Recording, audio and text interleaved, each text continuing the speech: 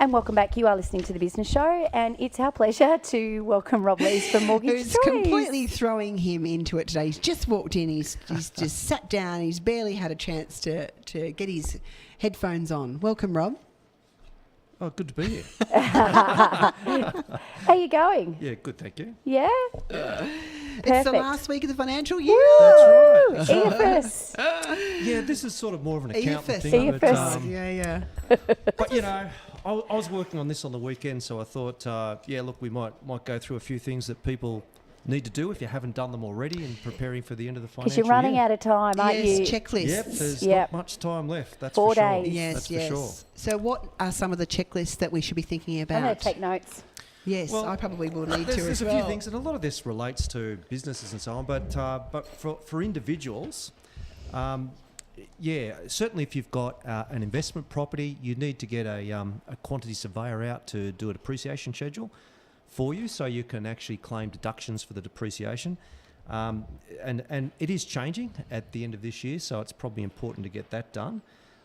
There's things that you can prepay as well on investment properties if you're trying to reduce your tax liability.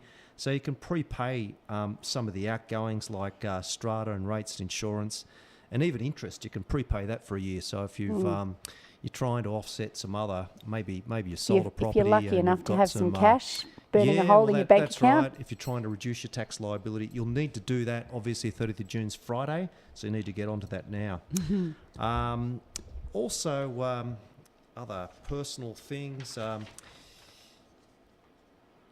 Superannuation. Yeah. Superannuation contributions. That's what I was chatting to my Yes. accountant about that this morning. Yeah, again, trying to minimise your tax liability. I was working on that on the weekend as well, trying to work out how much, just trying to minimise my tax liability by working out how much extra I can put into superannuation. So you can you can contribute up to, if you're over 50, up to $35,000 a year. But you need to make sure that the fund receives it by Friday. Now, if you've got a self-managed super fund, that might be a little easier, as I have. But And it's got to go through a clearinghouse or something. You've got to get onto it. So to get that benefit, and also if you want to make a government if you want to take advantage of the government co-contribution, if you're earning less than $36,021 in the 2017 financial year, you can contribute up to $1,000, and the government will give you $500. Oh, wow. So that's nice. that also needs to be done, and that needs to be received by the fund by the end of the financial year, which is Friday.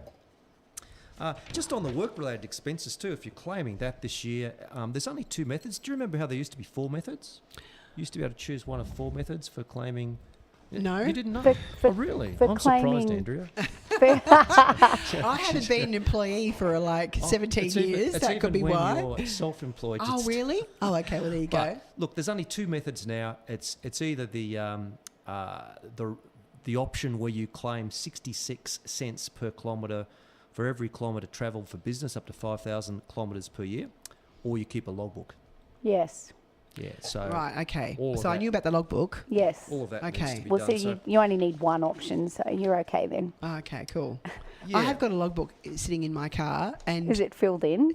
like one line and then nothing for like 3 months. Stop and then- talking. Yeah, stop talking. Yes, sorry. I've got. Look, It's if it one makes of you those feel any, jobs I have to do. if it makes you feel any better, I have to update a bit of some of my logbook as well. Yes. I've got a diary, and I'll have to sort of backtrack on But that. every day Yeah, I'm- reconcile it all into the one format, so you've got all your record keeping in the one space. Yeah, that's a good idea. Yeah. Has anyone come up with an app for that, for a logbook? There must Yes, be. I've There got must one. be one. I have a logbook. It's a great app. question. Yeah, absolutely. Yeah. So what is? Do you still have to enter in though? Do you have to You still enter have in? to- there is the- a thing where it will actually measure the kilometres you've done. You'd think mine would be up to date with this, wouldn't you? But you've still got to hit the button to start it. So you get in the car, you push start, and it calculates how far you've travelled? But you still have to enter things, so it's Yeah. not like you don't have to enter anything. No, but if it prompts you, Yeah. It's not prompting. That's the issue, isn't it? To get in the car to go, record That's the thing. It's Yeah. like, because the logbook's sitting in the car door, and if I don't see it, I forget to do it. Yeah. It's- The one good advantage, I think, with Google is the fact that you can literally say, from my house to this Yes, destination, you can. Google will tell you exactly how many kilometres You it can are. work Your it out. diary will also show you where you've been and what you've So been doing. you do so need to keep a log of at least 3 months in this Yeah. financial Well, that's year. how I always understood it. It was Yeah. 3 months, and that's all you and then they needed. take that as an average over that's the right. year. Yeah, cool. Okay.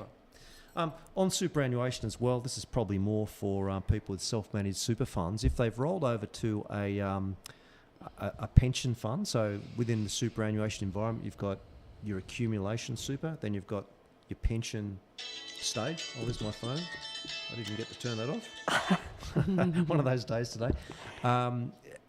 You need to, there's a minimum amount that you've got to pay depending on your age. So you'll need to check what that is with your accountant. If you're 60, you'd need to pay at least 5% of your pension fund balance by the 30th of June. So again, that's something else that that has to be put in order. For trusts, if you have a family trust, I have a family trust, and I have a family trust. You've got a family trust. do. Have you done your resolution for the I end of have. the financial year? I did that a Oh, couple of look minutes at ago. you go, Andrea. Huh? She's But got I a had smile on that, her face. On that Yes, dial. I've done that. I know. Yes, I've done that. Well done. Yes. I don't have a family trust, so I don't know what you're talking about. Yeah. My turn. Yeah, well, that's right. So you do need to work out your trust distributions before Yes. the 30th of June, and it's basically a minute that you need to write. Yep. That even if you're the sole director, you have to have a meeting with yourself. Yes. And have a director's resolution. Okay, that makes That's sense. what I I had, have. I had a Yeah. very long meeting with myself. You have a on the long meeting weekend. with myself. That included Is a it- tax deductible wine. Well, no, but that's a good suggestion. I Yes, can check I that like one out that with the suggestion accountant. to too. see I'm if not you sure need that for whether the meeting. it's a legitimate tax deductible No, expense, I but don't if it think we- is, I you should don't take think we'd, advantage. we get away with that one. So that's what trusts need to do. For employers, there's a few things that you need to do as well. Again, on superannuation, you need to make sure everything's paid by the 28th. By the 30th of June. So if you want to claim the deduction for this year, so it's got to be paid by the end of the year. If you're not going to claim that tax deduction, I don't know why you wouldn't. You've still got to otherwise pay your superannuation by the 28th of July. So I think that's worth getting onto as well. Yeah, absolutely. And of course, for those that have employees, there's the PAYG summaries that need to be done as well. Also, staff bonuses. Does anyone give staff bonuses? Bonuses, yeah. pretty Sometimes. important. Directors' fees and all those sorts of things need to be provided also, need to be paid by the end of the financial year. So there's a bunch of things that need to be worked out. And you've got to remember, if you're paying those bonuses, you've got to Yes. allocate the super, which has got to be in the You've account got by it, the end of the that- week. All Like, of that sort of stuff. So all those things need to be done, and a lot of us are self-employed, and I certainly spent some time on the weekend getting that fixed up. So there wasn't a mad rush before the end of the week. So they're things we all need to attend to, I think, in the next few days to be ready for the end of the financial year. Absolutely. start all over again. Yes, we do. That's right. Can you believe the year's gone so fast? No, absolutely not. Well, see, I don't. I still work January to December. Is the way I look at the year. So I know that I need to think financial year, but I don't. I think January to December. So. Well, That's a it bit- just this is adds a- another thing in your list to do at this time of year, just for all of those accounting, reasons and all that kind of stuff. Like you might goal set from 12 months from January to December, but you still have to do all that financial recording, unfortunately, through the financial year. Yes, that's true. Fantastic. And if anyone doesn't know what these things are, or they're leaving things to the last minute, what kind of I think it's resources? Where can they go? important, to talk to your accountant. So, Yeah. I mean, this is information that's important for the end of the financial year. But the accountant is we don't give advice on that. But they're things we all need to be aware of. Yeah. So talk to your accountant, and your accountant should be able to tell you if everything's in order or if there's some things you need to attend to.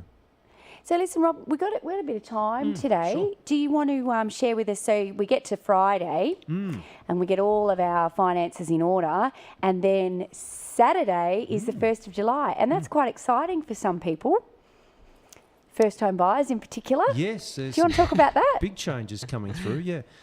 And I'm sure you also, Peter, have had a bunch of first-home buyers that are getting ready to hit the market. So it's going to be very interesting because I think we are going to see a spike in first-home buyer loans and sales, which could affect that sort of lower end of the market in these first few months of this financial year. I know I've had a number of inquiries from first-home buyers and people who found properties and they're not going Holding to off, yeah. sign the contract till the 1st of Till July. Saturday, yeah. So look, it is a really good thing for first-home buyers. But it'll be interesting to see what sort of impact that has on the market as well. Do you mean that there are first home buyers that don't want to sign the contract till the 1st of July? Yeah, because the okay. benefit, there's from the 1st of July, the first home buyers are allowed, actually will have an exemption from stamp duty. For even established properties. Right, okay. So, that's previously big it's only deal. been It's a lot, yeah. for new properties, so it's technically a savings of probably up to about 25 grand or something like that. I think so. So it's, certainly. Understandably, they would be waiting the 1st of July. I would be. It's quite strange because the effect that it has on the market. I've got a few vendors that are on the market and they can't get buyers because they're under that 650 cap, and they're upgraders, so they've committed to purchases, and so it's kind of there's a real holding pattern going on at the moment. Yeah. But look, I think it's reasonable. It's a reasonable request, and hopefully the real estate agents will honour that as well. Yeah. So they've had offers accepted, but there's no signed contract Because yet. the interesting thing I was doing, I've got a seminar this week for first-home buyers. So I did a lot of reading on the weekend about it, and interestingly, whereby consumers think that before the announcement, because the announcement only came out a couple of weeks ago, so they had momentum going, had pre-approval, were looking to buy. A few people have sort of signed contracts and then this stamp duty exemptions came out. Oh, no, I'm going to rescind, which is fine. You can do that. You're well within your right to do that. But you actually can't go back and put another offer in on that same property because then you're still in the same bucket. So, yeah, that was quite interesting because I think I was chatting with an agent down in Penrith today and they were saying that they had one of their buyers pull out on the 9th day. Just this weekend they pulled out because they said, no, we're going to wait till Saturday. And I said, they do understand that they can't pre-buy that same property. They'll have to go and buy something else. And my real concern is that, a week or two, not probably 2 weeks, but, certainly 2 months into this new year, I think you'll find the abundance of people, you might end up paying 15 grand more for Well, I your think it property. probably is going to put a bit more upward pressure. It really makes a difference when you start taking off the stamp duty for a lot of these properties, and I've had a lot of people calling. Yeah. So it's going to be. I guess the one advantage is you pay 15,000 more. If you've got enough deposit to get in, it won't make a huge impact in your mortgage repayments, but it means you get in the market. So, horses for courses, really. But I guess the key is, make sure you speak to yourself and get some good advice around what you're actually doing and what those repayments are and what you can handle, because that's the other thing for first-home buyers.